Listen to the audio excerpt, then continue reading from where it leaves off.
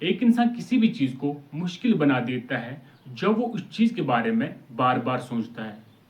जब हम लोग किसी भी चीज़ के ऊपर ओवरथिंक करते हैं तो वो चीज़ हमारे लिए बड़ी बन जाती है, मुश्किल बन जाती है। हमारा दिमाग हमारा बेहतरीन दोस्त है, लेकिन यही दिमाग हमारा घटिया दुश्मन भी है। हर एक इंसान का दिल एक जैसा नहीं होता है।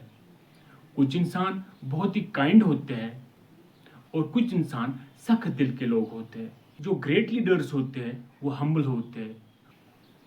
हमारे पास चॉइस होती है, हम क्या सोचें, हम कहाँ जाए, हम कैसे बात करें, हम किसी भी बात को कैसे जवाब दें, हम कोई भी काम कैसे करें। इस सब की हमारे पास चॉइस होती है। अब हम पे डिपेंड करता है कि हम इन कामों को कैसे अंजाम दें।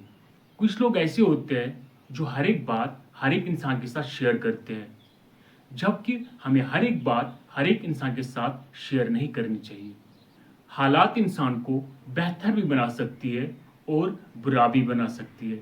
अब आप पे डिपेंड करता है आप हालात को अपने ऊपर कैसे कंट्रोल करने दोगे।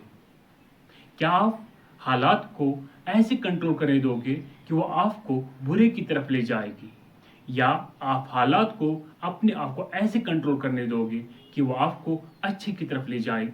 गुस्से के पीछे कोई ना कोई डर ज़रूर मौजूद होता है। जब एक इंसान गुस्सा करता है तो उसके पीछे कोई ना कोई खौफ ज़रूर मौजूद होता है।